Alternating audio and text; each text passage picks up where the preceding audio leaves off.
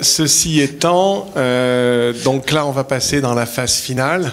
Mais avant toute chose, en attendant que les acteurs qui sont de cette phase finale viennent à cette table ronde conclusive, Nabil, Jean-Marc et Jean-François, en fait, je vais faire une proposition aux étudiants.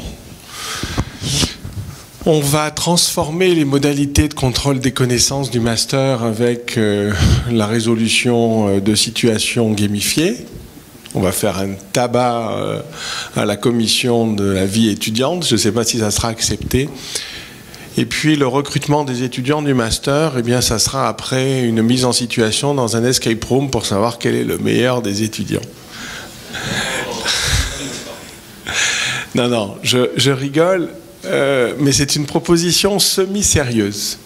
C'est-à-dire qu'effectivement, sur un certain nombre d'éléments, et vous le voyez, vous l'avez abordé dans tout ce qui est recherche du stage, eh bien, quelque part, se retrouver en immersion dans le stage, peut-être, pour trouver les clés, pour reprendre les derniers slides de Isabelle, pour trouver les clés pour sortir de quelque chose qui s'empire, eh bien effectivement peut-être qu'on pourrait à côté du jeu de plateau mettre en escape room sur comment je trouve les clés pour me sortir de situations difficiles dans un stage.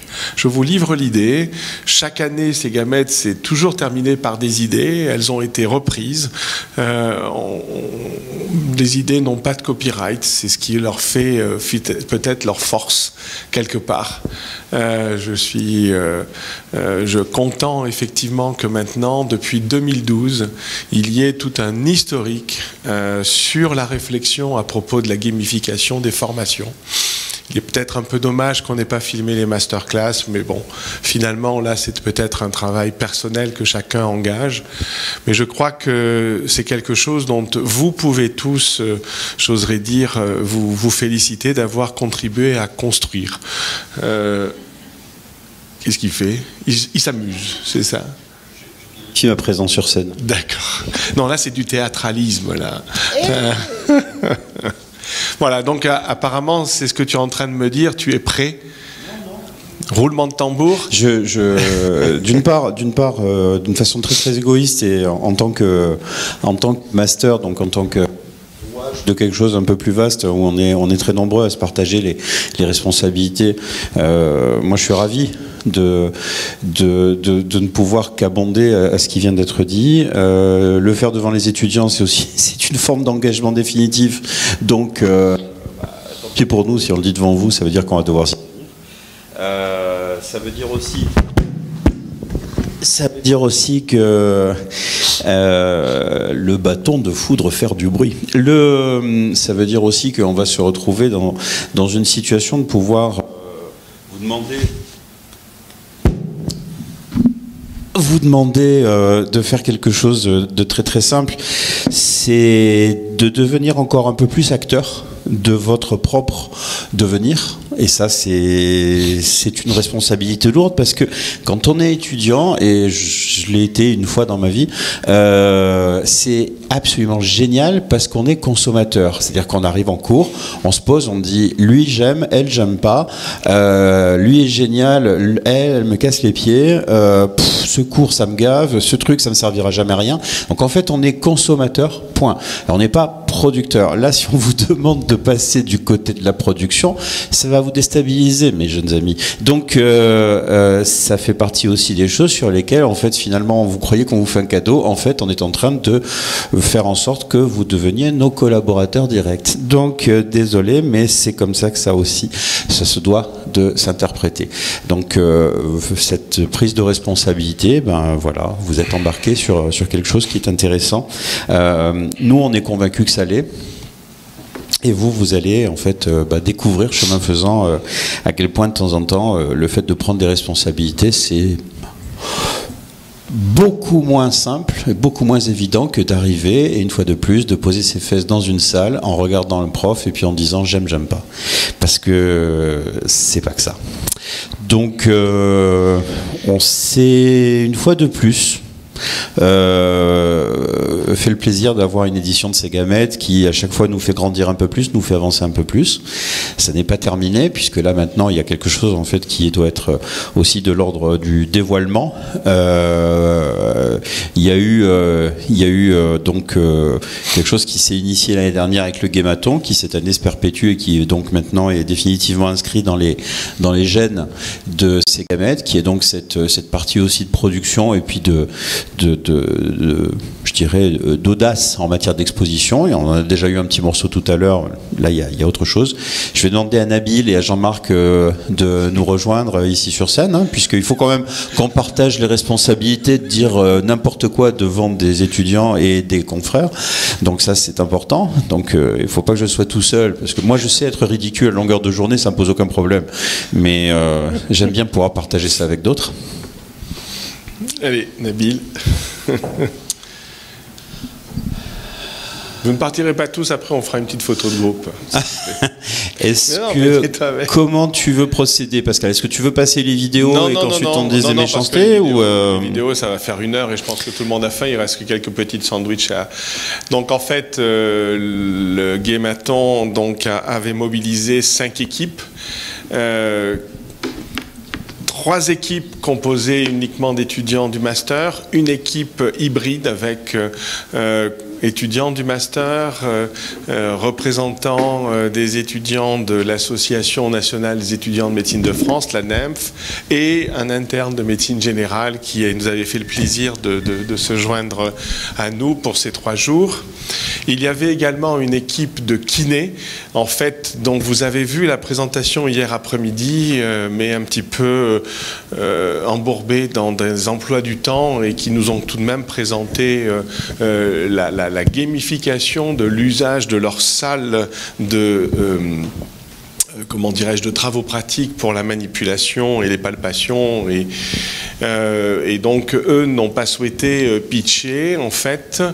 Donc, 4 pitch, équipe 1, équipe 2, équipe 3, équipe 4. Il revenait donc au jury de choisir l'équipe qui allait être accompagnée durant cette année 2018. Et donc, par rapport à l'année dernière, il y a des structures qui sont créées puisque l'association Segamed existe désormais et qu'ensuite les prochaines versions de Segamed se feront sous un format, on va dire, encore plus riche. Je ne vais pas dire beaucoup plus riche, mais encore plus riche. Et donc, il revient au porte-parole du jury qui reste présent de désigner, et nous prendrons, entre guillemets, toute la mesure de, on va dire, du choix en vous passant les quelques minutes du pitch. Alors déjà, ce qui est important de souligner, c'est à quel point les micros sont énervants. La deuxième chose, c'est d'insister sur le fait que, non mais ça c'est les piles, c'est normal, après 2 jours de ces gamèdes. Alors, pour être tout à fait sérieux, y compris en essayant de plier, de tordre les grilles d'évaluation, les critères d'évaluation, les éléments qui nous permettaient de nous projeter sur tout un tas d'arguments qui allaient depuis l'ergonomie, la faisabilité, la consistance marketing, la richesse, la qualité, la diversité des cibles qui étaient celles donc auxquelles sont destinés les jeux qui nous ont été soumis. C'est vrai que tout ça, dans tous les sens, de toute façon, ça nous a fait des trous au cerveau parce que c'était quand même extrêmement difficile, étant donné que les 4 projets qui sont là à l'écran, enfin derrière l'écran, sont qualitatifs, sont chacun porteur de spécificités qui font qu'à chaque fois on va se dire c'est absolument ça qui est génial, et puis quand on voit le suivant on se dit ah mais non, celui-là est génial, alors pourquoi l'autre était génial tout à l'heure? Très très compliqué. Donc on a été obligé, en fait, comme je vous le dis, et c'est vraiment comme ça que ça s'est passé, en fait, de croiser plusieurs axes de lecture, de croiser finalement plusieurs grilles d'évaluation qu'on s'est apposées. On s'est pas empêché aussi d'avoir un ressenti, un feeling qui est un feeling purement de l'ordre du subjectif. parce que ça c'est important aussi de se le permettre. Si on n'est que dans l'objectif, déjà je pense que s'il y avait une grille totalement objective, ça se saurait. Bon, ça n'existe pas. 2, nier le subjectif, c'est nier le fait qu'on soit humain, et c'est quand même un peu gênant parce qu'on le revendique sans arrêt et que c'est vraiment le cas. La richesse de ces gamètes, c'est avant tout la richesse des gens qui la constituent. Donc merci Jean-Marc, merci Nabil de faire partie de la grande famille. Et puis donc voilà, donc on a dû tordre un petit peu tout ça. Donc j'insiste, ça n'a vraiment pas été simple. Et comme on a quelqu'un qui vient de très très loin, moi je veux bien être le porteur de micro, mais bon, le fait de justifier qu'en fait qu'il soit venu à la nage de Singapour fait que la moindre des choses ce serait de demander à Nabil aussi de mouiller son maillot de bain. En tout cas, ça a été quelque chose sur lequel, en faisant, un peu comme pour l'élection du pape, plusieurs tours, on a fini au bout d'un moment à voir que les choses, en fait, elles retombaient dans des cases par gravitation et par logique évaluative. Et donc ça nous a permis aussi finalement de se dire que ben voilà, on était convergents sur notre lecture et notre vision de ce qu'on allait vous annoncer maintenant. Donc voilà, donc Nabil, je te laisse la lourde responsabilité de dire lequel des 4 projets. Alors peut-être que tu veux dire quelque chose, Jean-Marc. Juste quelque chose, c'est juste, vous pouvez être très très fier de ce que vous avez fait. Je crois que ça c'est la première chose qui est vraiment importante, c'est-à-dire dans un temps imparti, avec un gros challenge en tous les cas qui fait les relevés, vous avez su avoir des projets qui sont porteurs de sens. Et quel que soit le résultat final, parce qu'il a bien fallu à un moment donné trancher, je crois que vous pouvez être très très fier du résultat. Donc vous pouvez vous applaudir déjà. Bravo à vous, vous nous avez nous aussi challengé. Ok, on y va ? On y va, allez. Parce qu'on a vraiment bataillé pour... donc on a un premier, un deuxième et 2 ex-aequo en troisième. Mais en vérité, vous avez promis de suivre tous les 4 projets parce que les 4 ont du potentiel de différentes manières. Ça, je ne savais pas, il va falloir... Non, mais parce que je pense que moi-même, je suis prêt à volontariser. Parce que ils ont tous un fort potentiel, ils sont à différents niveaux. Donc, on a vraiment discuté. Donc, on commence par le quatrième. Le prix spécial, catégorie ex-aequo, ou bien on commence, c'est quoi la tradition? On commence par le troisième, le deuxième, le premier. Le troisième, ex-aequo. Il y a 2 équipes ex-aequo en 3e place. Et c'était... Donc on va prendre le nom des jeux. Donc voilà. Ouais, c'est mieux. C'est Lemon Game et l'Escape Game sur le stress, voilà, qui pour nous sont les ex-aequo, l'équipe 2 et l'équipe 3. Et donc, petit détail, bien entendu. Petit détail, dans les 2 cas, on a des pistes possibles de financeurs ou de sponsors. Donc, ce qui est quand même plutôt bon signe pour imaginer comment est-ce que ces jeux vont pouvoir avoir maintenant une vraie suite. Parce que c'est pas parce que nous, en fait, on a été obligé à un moment de faire un certain ordre que cet ordre est définitif et immuable, et que surtout, il ne prévoit en rien du fait qu'à un moment, un sponsor puisse dire « moi, je veux à tout prix m'impliquer dans cet axe-là ». Donc, on pourra en parler, mais il y a des axes de sponsoring qui sont tout à fait simples et évidents à trouver. Donc ça, c'était donc nos ex-aequo. Maintenant, on a un prix spécial. Un prix spécial. On l'a appelé prix coup de cœur. Voilà. Coup de cœur, qui est en 2e position, mais c'est un coup de cœur très fort. Voilà. Plein d'immunité. C'est l'équipe numéro 1. Immunopolis. Et donc, l'équipe gagnante est l'équipe numéro 4, qui d'après nous prend la première place, avec tous nos encouragements. Et avec, donc, qui représente l'équipe numéro 4 ici? Il y en a moins un. J'aimerais bien inviter les représentants de l'équipe numéro 4 ou 1. Tu es le seul représentant de l'équipe 4? Vas-y. Descends, viens chez nous, viens. Jean-Christophe, on a le son là de l'ordi.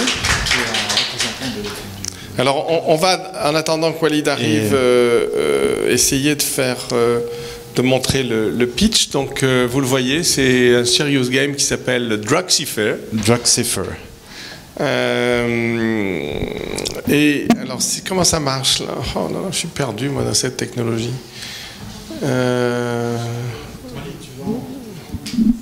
Voilà. Et je vais. On va passer le pitch. Et comme ça. Alors bonjour à tous. On est là donc pour vous présenter notre serious game qui s'appelle Druxifer. Donc réalisé donc par Monique, Walid, Marie-Astrid et moi Manon. Donc le choix de notre jeu s'est porté sur l'automédication. Donc l'automédication, pourquoi? Parce que c'est un sujet d'actualité qui est en constante évolution, notamment par les différentes décisions qui vont être prises par l'État et les laboratoires, donc qui va augmenter de plus en plus. Avec l'automédication, il y a des risques importants qui sont peu connus et un gros manque de prévention. Voilà pourquoi on a décidé de mettre en jeu notre sujet d'automédication. Et en plus de ça, il n'y avait aucun serious game qui n'avait été développé à ce jour sur ce thème, d'où notre jeu actuel. Donc le jeu que nous avons créé, c'est un jeu vidéo en ligne qui s'appelle donc Druxifer, qui a pour objectif donc de faire de la prévention afin de limiter les risques de l'automédication, faire prendre conscience aux joueurs l'impact de l'automédication et essayer de lui communiquer les bons gestes à adopter. Donc notre jeu s'étend sur une grande population puisqu'il est tout public, mais il s'effectue seul. C'est un seul joueur qui joue à la fois. Donc le scénario du jeu, c'est Monique qui est là aujourd'hui, qui va incarner notre joueuse du jour. Donc Monique incarne une personne qui tombe malade au début du jeu et qui possède donc de légers symptômes qui au fur et à mesure du jeu vont s'aggraver. Elle possède donc une jauge de vie et un budget qui va varier en fonction des étapes du jeu que vous allez voir juste après. Donc le but du jeu est de comprendre l'utilité et le bon comportement de l'automédication. Le but pour le joueur. Les règles, donc, c'est qu'on a 3 contextes qui s'offrent aux joueurs, la maison, la pharmacie et le médecin. La maison, c'est le contexte qui va débuter l'histoire et le joueur va évoluer dans chaque contexte grâce à une validation de jeu et de choix qu'il va faire pour permettre l'acquisition de certains niveaux. Donc tout au long du jeu, des choix vont s'offrir aux joueurs qui vont être effectués donc par des questions qui vont être posées et ces choix auront un impact du coup soit sur le niveau de vie, soit sur le budget. Ça va augmenter, ça va diminuer, etc. Donc aujourd'hui, nos choix vont être incarnés par Marie-Astrid, le bon choix, et le mauvais choix par Walid.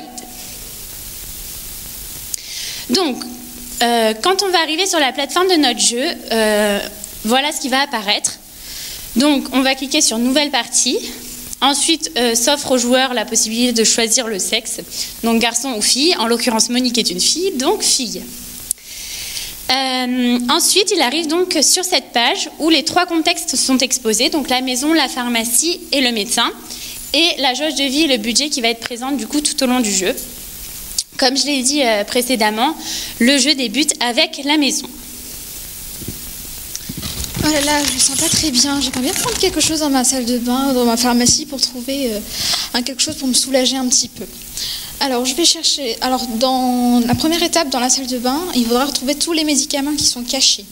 Ce sera des énigmes ce sera un jeu sous forme d'escape game, et plusieurs énigmes seront données pour trouver tous les médicaments cachés. Une fois que tous les médicaments seront trouvés, il faudra faire le tri. En 2 classes, une partie les médicaments qu'il faut jeter et une partie des médicaments qu'il faut garder.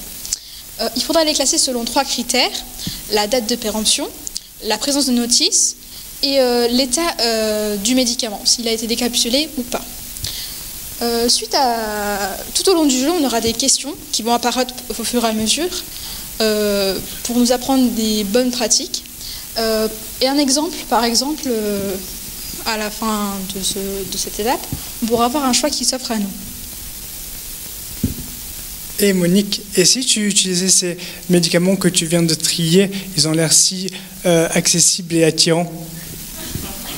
Ce serait peut-être pas plus sérieux de regarder si sur la notice avant de prendre ses médicaments, ou alors aller chez le pharmacien, ou encore mieux consulter le médecin? Bon, je sais pas ce que je vais faire. Bon, je vais prendre quelque chose que je trouve dans la pharmacie pour me guérir, et si ça va pas bien, j'irai voir le pharmacien ensuite. Et voilà, Monique a gaspillé une vie en prenant un médicament de sa pharmacie. En l'occurrence, elle a décidé d'aller à la pharmacie. Oh, pardon. Du coup, une fois qu'elle arrive à la pharmacie, après avoir effectué donc le tri de ses médicaments, un jeu va être proposé afin de trier et jeter ces médicaments dans différentes poubelles. Donc ce sera un jeu où le joueur devra lancer les médicaments dans la poubelle qui correspond en fonction de si c'est un médicament sous forme de verre ou seringue, de comprimé ou bien de sachet en poudre. À la suite de ça, après plusieurs actions et différents choix qui seront proposés aux joueurs, Monique, donc la joueuse, décide d'aller voir son médecin. Donc l'étape du médecin, Monique va donc consulter son médecin en lui disant tous ces symptômes qui, je vous rappelle, augmentent en fait au fil du jeu. Donc elle est de plus en plus malade et perd de plus en plus de vie. Elle informe donc le médecin de ses symptômes, et ce médecin, pour pouvoir bien prescrire les bons médicaments et ne pas faire de surplus, on va dire, sur ce qu'elle a déjà, va lui demander de faire un travail de mémoire en fonction des médicaments qu'elle a classés donc chez elle. Et pour cela, donc ce sera un jeu de cartes fâche cachée, et il faudra qu'elle retrouve les médicaments qui sont donc les mêmes et reconstitue, on va dire, sa pharmacie qui est chez elle. Ensuite, la deuxième étape, c'est la délivrance de l'ordonnance, mais le médecin ne veut pas lui délivrer comme ça. Il veut lui faire des petites devinettes pour qu'elle mérite son ordonnance. Donc, un exemple de devinette. Ici, si je vous dis choc, désagréable, variable, Perception. vous me dites à quoi ça vous fait penser? douleur. À la douleur. Donc Monique répond correctement à ces différentes énigmes et valide le niveau. Donc elle sort de chez le médecin avec son ordonnance et va à la pharmacie pour pouvoir récupérer ses médicaments. Ensuite, la seconde étape sera donc la pharmacie. Elle devra débloquer le médicament qui est enfermé dans un jeu de type Candy Crush. Et en effectuant des combinaisons de différents médicaments, elle devra s'aider de différentes clés qui lui permettront de débloquer le médicament que nous avons là en croix verte barrée. Ensuite, le joueur a réussi à récupérer son médicament et la partie est terminée. Il prend conscience des bonnes pratiques de l'automédication et il pourra comparer ses résultats avec les autres joueurs qui sont en ligne, puisqu'il peut comparer son niveau de budget et son niveau final de vie. Un classement sera du coup effectué entre ces différents joueurs et la partie se termine là. Les avantages du jeu sont qu'il est accessible à tous, qu'il est facilement compréhensible, qu'il est disponible sur tous les supports en ligne, que le temps de jeu est plutôt court et qu'il peut se développer assez rapidement. On va se quitter sur cette citation d'Aristote. Il faut jouer pour devenir sérieux. Je vais se méditer là-dessus. Et merci de votre attention.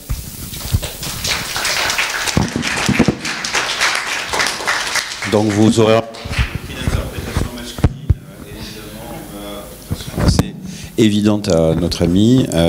C'est pour ça que le prix du matériel micro. Ouais. Non, mais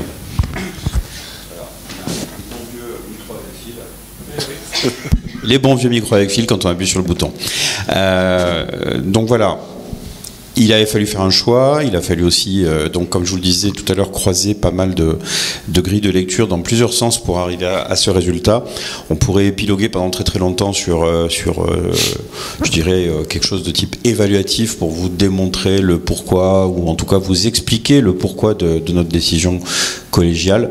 Ce qui est important, c'est le résultat, donc le résultat est là, et bravo à cette équipe pour le travail qui a été accompli, bravo pour l'implication de chacun, bravo pour l'imagination, bravo pour la cible, bravo pour tout un tas de choses, mais de la même façon, bravo à tous les autres, parce que de la même façon, et j'insiste, le niveau est vraiment très très bon sur les 4 projets, et très proche, et ça s'est joué à vraiment pas vraiment grand chose.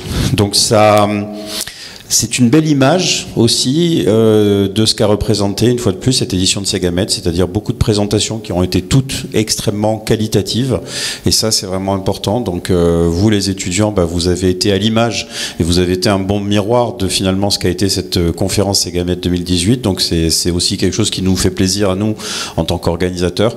On s'est retrouvé dans une situation qui était celle de, une fois de plus, de se savoir challenger par rapport au thème, au sujet, et les intervenants, en fait vous avez tous été en situation d'amener beaucoup de qualité et de continuer de faire avancer les choses, de continuer aussi de nous déstabiliser, parce que vous savez, Pascal et moi, en fait, il ne faut pas grand-chose pour nous pousser et nous faire avancer. Or, vous connaissez le principe de la marche. Vous l'avez oublié parce que ça fait longtemps que vous n'êtes plus un bébé. Mais à chaque fois que vous enlevez un pied du sol et que vous imaginez que vous allez peut-être avancer, la seule solution pour vous, et c'est votre cerveau reptilien qui le fait, c'est de mettre le pied ensuite immédiatement devant, parce que sinon vous vous cassez la figure. Donc il y a un choix rapide à faire. C'est où j'avance, mais ça je ne m'en rends pas compte, où je me casse la gueule, et ça vraiment je vais finir par le savoir. Donc pour éviter les problèmes de fracture de la cloison nasale, on est obligé d'avancer. On est obligé d'avancer, et ça fait quand même quelques milliers d'années que l'humanité s'y emploie, avec de temps en temps des exercices étonnants, mais nous en tout cas modestement à l'intérieur de ce vaste projet qui s'appelle Segamed, qui a commencé il y a quelques années et qu'on souhaite pouvoir mener encore plus loin avec des amis à Grenoble et ailleurs, à Nantes, à Singapour, partout ailleurs, c'est de faire en sorte que cet exercice soit vraiment représentatif de notre volonté en fait d'y voir un véritable chemin. Pascal. Merci Jean-François. Il m'appartient de faire quelques mots pour clôturer cette session. Alors Segamed 2017-2018, parce qu'il y aura un Segamed 2018, un Vintage 2018, qui sera, on va dire, là aussi innovant. On va, entre guillemets, intégrer un bateau de communication régional. Et l'idée, c'est effectivement de se mettre en situation sur des tests de jeu, sur des créations de scénarios. Ces choses-là se passeront à Marseille dans le cadre d'une manifestation qui s'appelle Innov in Med. Segamed trouve sa place désormais dans cette première partie, puisqu'il y aura un deuxième volet décembre, donc où cette fois-ci ce sera les conférences scientifiques, et on voit que commence à apparaître non seulement l'évolution de certains environnements, mais également, on va dire, le souci de rentrer dans une métrique, le souci de rentrer dans une évaluation, j'oserais dire, de pragmatique à causal au sens épidémiologique du terme, au sens essai thérapeutique, c'est-à-dire comprendre le niveau, alors comprendre et expliquer que la différence de niveau d'apprentissage, de niveau de connaissance est bien due ou a été renforcée ou bien a été complètement annihilée par le jeu, de façon à rentrer cette fois-ci maintenant dans une ère un petit peu nouvelle, construire de la connaissance en se faisant plaisir, en faisant plaisir aux autres lorsqu'ils la liront. finalement, essayer peu à peu, on l'a vu tout à l'heure avec ce que disait notre doyen Baquet, amener aussi les enseignants à ne pas avoir peur. Il y a des gens qui finalement ont montré, alors je ne sais pas si on est déformé depuis 6 ans, oui je pense qu'on s'est formé et je l'avoue, c'est un projet européen qui m'a mis dans un état ludique et me faire rendre compte que quelque part, au travers de tout le passé que l'on pouvait accumuler lorsque on commence à être enseignant, il arrive un moment où on le dit souvent, les PowerPoint sont les béquilles. Eh bien, on a des béquilles lorsqu'on est malade, donc effectivement, quand on commence à enseigner, on n'est pas très, entre guillemets, peut-être qu'on est malade quelque part, et lorsqu'on quitte les béquilles, c'est qu'on est un petit peu meilleur, en tout cas qu'on est guéri. Et par expérience, et mes étudiants peuvent le dire, et nos étudiants aussi, puisque tu le disais ce matin, je ne voudrais pas que je dise que j'arrive les mains dans les poches, mais c'est complètement terminé depuis longtemps. Certaines, les UE dont on vous parlait sont le reflet, avec derrière, et je m'en suis entretenu avec les étudiants, une crainte, mais une crainte extrêmement importante de ne pas arriver en fait. Et quelque part, je pense que là aussi, il faut laisser du temps au temps, sinon le temps nous le reprend, puisqu'on est en plein dans les maximes. Je crois que c'est aussi quelque chose qu'il faut que l'on ait en tête. Par contre, ce qui est maintenant très clair, c'est que finalement, un petit peu comme... je perds le titre de cet ouvrage où les gens, où ce sont des jeunes qui sortent, c'est... oh mince. Ils passent le mur, ça s'appelle. Ils en ont fait une trilogie et c'est un ouvrage. Oui, c'est ça. Oui, c'est le labyrinthe. Voilà, c'est ça. Merci. Pardonnez-moi. C'est peut-être l'hypoglycémie. Et je trouve que c'est effectivement la découverte d'un autre monde au-delà du mur. Et je crois que on faisait la réflexion depuis 2 jours là, qu'on se retrouve, on se dit, il y a quelque chose de nouveau. C'est un peu, vous savez, comme tous les vignerons qui chaque année vont essayer de trouver dans leur vendange et dans la vinification finalement les bons éléments. Eh bien, je crois que cette année, on a franchi un cap.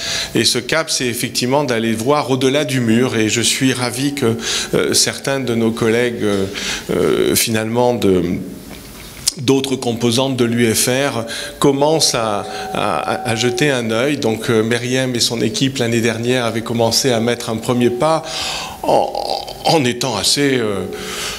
Dans tout ce que vous dites, il n'y a absolument pas de jeu. Et ça, je trouvais ça très bien, parce que ce constat, en fait, on l'avait un petit peu fait avant, mais on était peut-être un peu peureux de l'annoncer à des industriels, voire même des collègues qui avaient passé beaucoup de temps. Et puis, peu à peu, parce qu'on a commencé sur l'usage, et finalement, tout le monde, oui, admet qu'il y a effectivement de la ludification qui est absente, et donc le contexte sérieux l'est peut-être un peu trop, et finalement on arrête tout.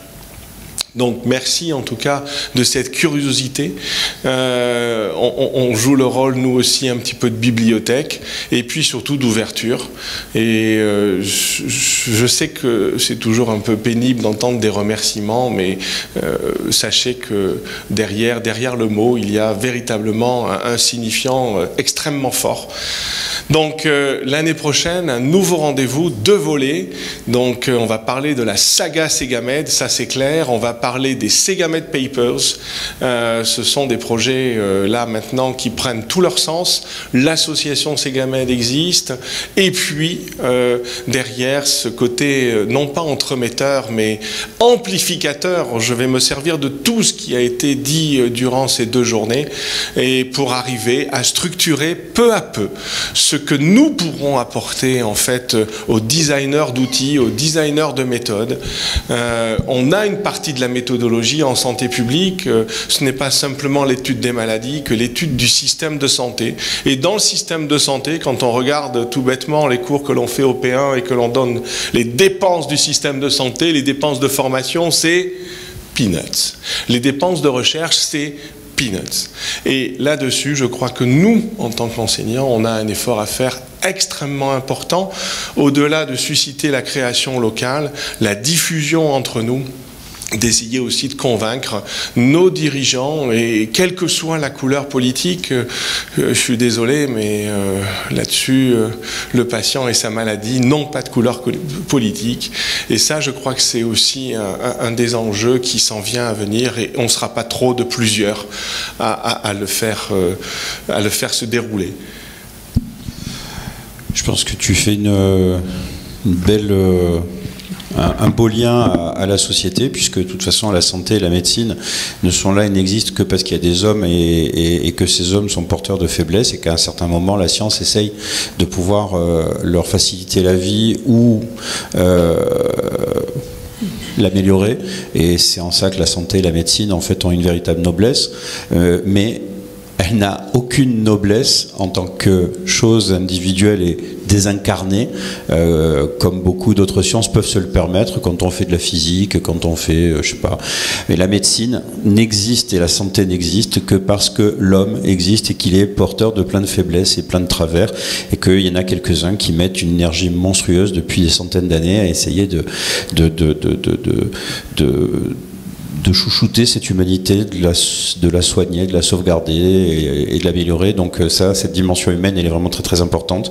Alors comme on parle de l'humain, je pense que c'est important aussi de remercier, il y a des fourmis qui sont derrière, donc Yvette qui était là et puis qui se cache, nos amis des services techniques qui sont là, ceux qui font la captation, il faut aussi les remercier parce que c'est aussi très important. Donc je crois que c'est fondamental aussi de pouvoir effectivement les applaudir, parce que c'est un énorme morceau de Segamed qui est porté par des gens qui ne sont pas nécessairement tout le temps sur le devant de la scène, donc c'était important de le souligner.